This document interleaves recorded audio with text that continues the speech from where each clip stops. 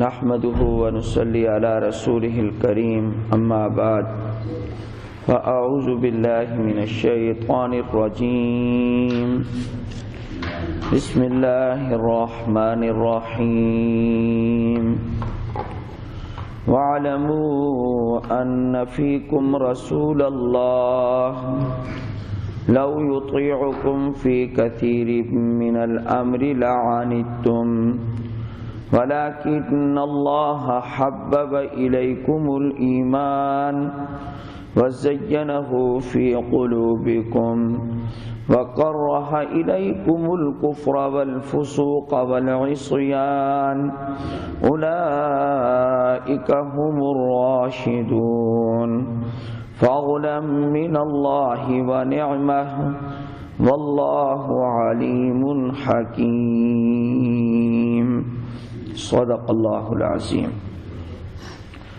اور جان لو تم کہ بے شک تمہارے اندر اللہ کے رسول ہیں، اگر وہ تمہاری اطاعت کریں بہت سے کاموں میں تو البتہ تم مشقت میں پڑ جاؤ گے، اور لیکن اللہ نے محبت ڈال دی تمہارے دلوں میں ایمان کی، اور مزین کر دیا اس کو تمہارے دلوں میں، اور نفرت ڈال دی تمہاری طرف کفر کی اور گناہ کی اور نافرمانی کی۔ یہی لوگ ہدایت پانے والے ہیں اللہ کے فضل سے اور اللہ کے انعام سے، اور وہ جاننے والا حکمت والا ہے۔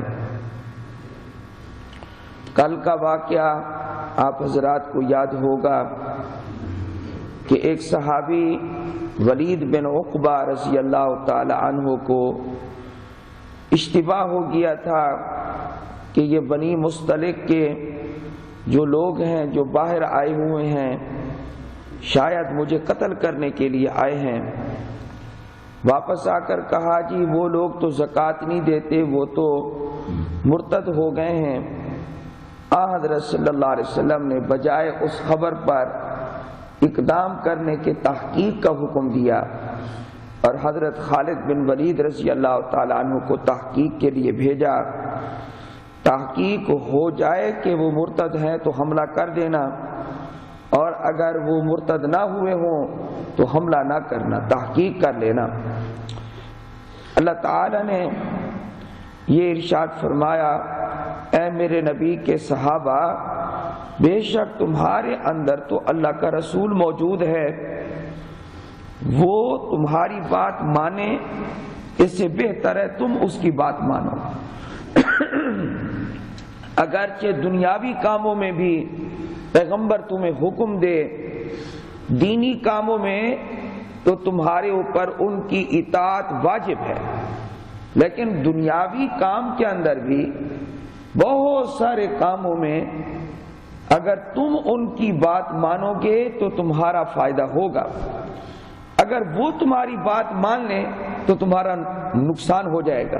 مثلا یہی واقعہ لے لو، اگر پیغمبر تمہاری بات پر اعتماد کر کے حملے کا حکم دے دیتا، اور آگے تو سارے مسلمان تھے، تو مسلمانوں کے ہاتھوں مسلمان مارے جاتے، کتنا بڑا نقصان ہوتا۔ اس لیے پیغمبر تمہاری اطاعت کرے، اس سے بہتر ہے تم پیغمبر کی اطاعت کرو، تم پیغمبر کے کہنے پر چلو۔ بہت سے کاموں میں اگر وہ پیغمبر تمہاری بات ماننے لگے تو تم مشقت میں پڑ جاؤ گے، تمہارا نقصان ہوگا۔ اسے معلوم ہوا اگر کبھی کبھار دنیاوی کاموں میں بھی پیغمبر مشورہ دے اور بظاہر تمہیں یہ لگے کہ یہ ہماری دنیاوی منفعت کے خلاف ہے، مصلحت کے خلاف ہے، فرمایا بالفرض اگر اکا دکا کوئی کام ایسا بھی ہے تم نے پیغمبر کے کہنے سے وہ دنیاوی کام کر بھی لیا اور اس میں تمہیں کوئی نقصان دنیاوی ہو بھی گیا، تو کہا اطاعت رسول کی وجہ سے جو آخرت میں اجر و ثواب ملے گا وہ کتنا زیادہ ہوگا۔ دنیا میں تھوڑا بہت نقصان ہوگا نا. اس لیے بہت سی باتیں تو ہیں ایسی دنیاوی کہ تم ان کا کہنا مانو تو تمہارا فائدہ ورنہ تمہارا نقصان ہے. اگر کوئی اکا دکا مثلا نبی کریم صلی اللہ علیہ وسلم مدینہ میں تشریف لائے تو مدینہ والے لوگ جو ہیں کھجوروں کا بڑا کام کرتے تھے. تمام کتابوں میں یہ حدیث موجود ہے. اور جب کھجور بور اٹھاتی تھی تو اس وقت نر کا وہ مادہ لے کر، نر کھجور کا بور لے کر تو مادہ کھجور کے اندر وہ ڈال دیتے تھے اور کستن بھی کرتے تھے. یعنی یہ کام مدینے والے کستن کرتے تھے اور پرانا رواج چلا آ رہا تھا.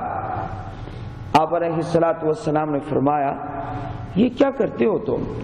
انہوں نے کہا حالانکہ یہ خالص دنیاوی کام تھا، اس میں کوئی دین کا مسئلہ تو نہیں تھا. آپ نے دلچسپی لی اور پوچھا یہ کیا کرتے ہو؟ کہا جی ہم اس کا بور لے کر اس میں ڈال دیتے ہیں. اس کا کیا فائدہ ہوتا ہے؟ انہوں نے کہا کہ اس سے پھل زیادہ آتا ہے. آپ علیہ السلام نے فرمایا شاید تم یہ کام نہ کرو تمہارے لیے بہتر ہو. اب یہ ایک مثال حدیث میں آ گئی. صحابہ نے اس سال وہ کام نہیں کیا، وہ نر کا جو بور تھا وہ مادہ میں نہیں ڈالا. جب نہیں ڈالا اس سال پھل کم آیا. آپ علیہ الصلوۃ والسلام کو صحابہ نے عرض کی اللہ کے رسول صلی اللہ علیہ وسلم ہم نے ایسا کیا، اس سال تو پھل کم آیا ہے، آپ کا مشورہ یہ تھا.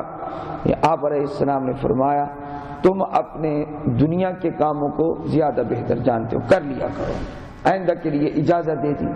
تو دنیاوی کام میں اکا دکا کوئی موقع آ جائے یہ جس میں کوئی تمہیں نقصان ہو، لیکن اطاعت رسول کی وجہ سے جو اجر و ثواب تمہیں ملے گا آخرت میں وہ کس قدر زیادہ ہوگا وقتی طور پر. اس لیے فرمایا دینی کاموں میں تو اطاعت پیغمبر کی ہی چلے گی، اور دنیاوی کاموں میں بھی بہت سارے کاموں میں یہ اگر پیغمبر تمہارا کہنا ماننا شروع کر دے تو تمہیں نقصان ہو جائے گا. اس لیے بہتر ہے کہ تم پیغمبر کے کہنے پر چلو چاہے وہ دنیاوی کام کا بھی حکم دے. تو اللہ نے فرمایا لو یطیعکم فی کثیر، اگر وہ تمہارا کہنا مانے بہت ساری باتوں میں کاموں میں لعنتم، البتہ تم مشقت میں پڑ جاؤ، نقصان تمہارا ہی ہو. لیکن ادھر دیکھیں جی حضرات کے صحابہ کو یہ جب غلط خبر پہنچی کہ وہ لوگ زکوٰۃ نہیں دیتے مرتد ہو گئے، اشتعال پیدا ہو گیا، سارے صحابہ مشتعل ہو گئے. ہم جاتے ہیں اس قبیلے کو ہم یہ خوب رگڑا دیتے ہیں کہ اسلام زکوٰۃ اس کے منکر کیسے ہو گئے. وہ آپ صلی اللہ علیہ وسلم نے تحقیق حال کی جی حکم دیا، تحقیق حال کا، جو کہ وہ واقعہ کے خلاف نکلا. وہ لوگ مسلمان تھے اور زکوٰۃ دینے کے لیے بھی تیار تھے. اسی واقعہ میں جو صحابہ مشتعل ہو گئے تھے ان کے ساتھ لڑنے کے لیے اگر پیغمبر صلی اللہ علیہ وسلم بھی یہی کہہ دیتے لڑو لڑو تو آخر میں پتہ چلتا ہو اتنے سارے قبیلے کے مسلمان لوگ وہ سارے کے سارے ذبح ہو گئے، سارے کے سارے تلوار کے نیچے آ گئے. تو فرمایا پیغمبر نے جو کیا وہ ٹھیک کیا. پیغمبر کہہ رہا ہے تحقیق کے بغیر اقدام نہ کرو. تو اس لیے ہر حال میں اے مسلمانوں اطاعت رسول کو لازم پکڑو، یعنی اطاعت اور اتباع نبی کو لازم پکڑو. قرآن تو بار بار یہی حکم دے رہا ہے. آج کل مسلمان اس سے ہٹیں تو نقصان ہی نقصان اٹھایا. وَلَكِنَّ اللَّهَ حَبَّبَ إِلَيْكُمُ الْإِيمَانَ. اچھا ایک بات رہ گئی وہ یہ کہ آپ نے فرمایا نہیں ابھی نہیں ہے حملہ کرنا. صحابہ کا سارا اشتعال ختم ہو گیا، ٹھنڈے ہو گئے جب تک کہ دوسری خبر نہیں آتی. حضرت خالد بن ولید خبر لے کر نہیں آتے کہ واقعتاً وہ اسلام سے پھرے ہیں یا نہیں پھرے. اس وقت تک وہ صحابہ ٹھنڈے ہو گئے نبی کریم صلی اللہ علیہ وسلم کے حکم سے. تو یہ ایمان کی نشانی تھی. فرمایا تعریف کی اللہ نے صحابہ کی، ولیکن اللہ، لیکن اللہ نے یہ اس اشتعال کو جو تم نے ختم کیا اور بات مان لی ہے، ولیکن اللہ حبب الیکم الایمان، لیکن اللہ نے تمہاری طرف ایمان کو محبوب بنا دیا. صحابہ کو ایمان محبوب تھا.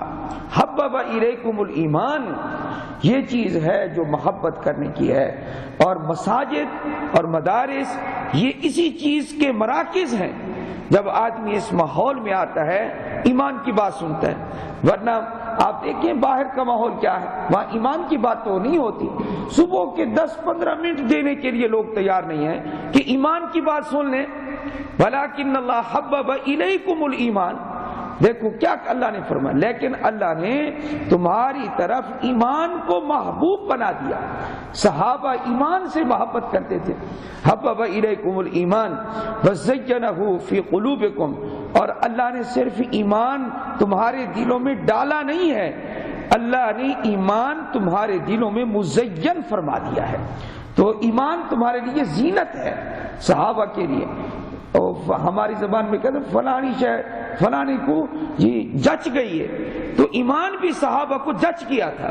زینہ فی قلوبکم، ہمارے ایک عالم جھنگ کے گزرے ہیں صحابہ سے بڑی محبت کرنے والے، وہ اپنی زبان میں اس کا ترجمہ لوگوں کو سمجھانے لگے، اے لوگوں سمجھو اللہ نے صحابہ کے لیے یہ جو ایمان ہے یہ زینت بنایا تھا، یعنی اللہ تعالی نے صحابہ کے لیے ایمان کو گاڑھا بڑھا دیتا، گاڑھا زیور۔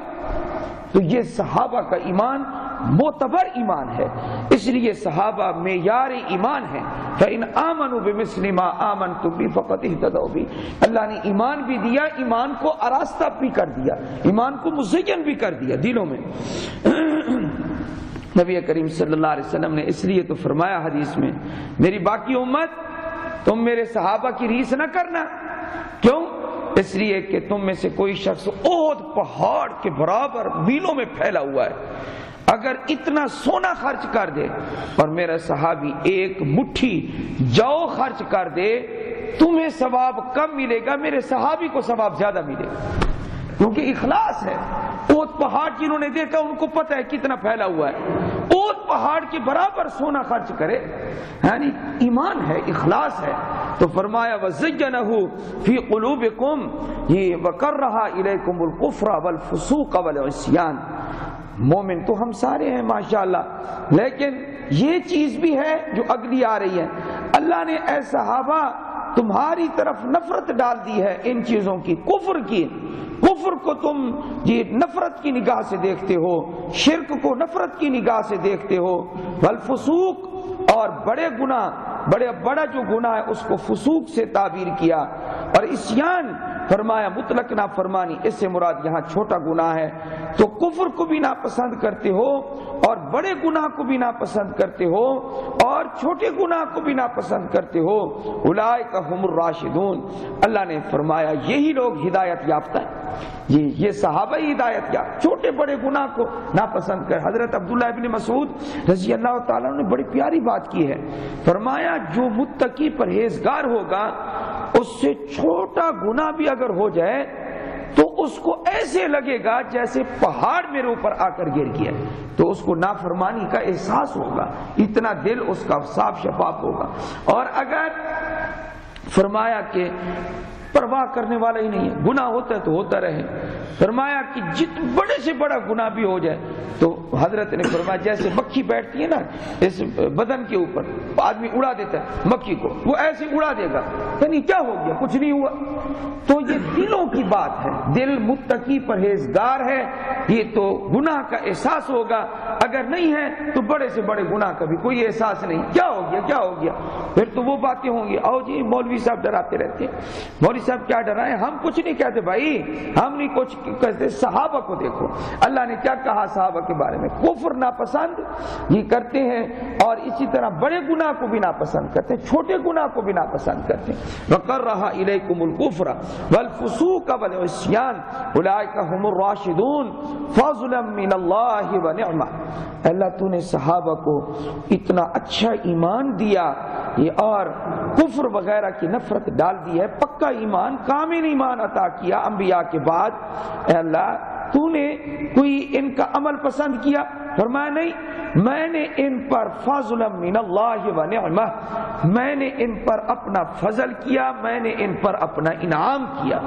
یہ سب کچھ اللہ نے جو دیا ان کو یہ اپنے فضل اور انعام سے عطا فرمائے، کسی کی محنت سے کوئی صحابی نہیں بنتا۔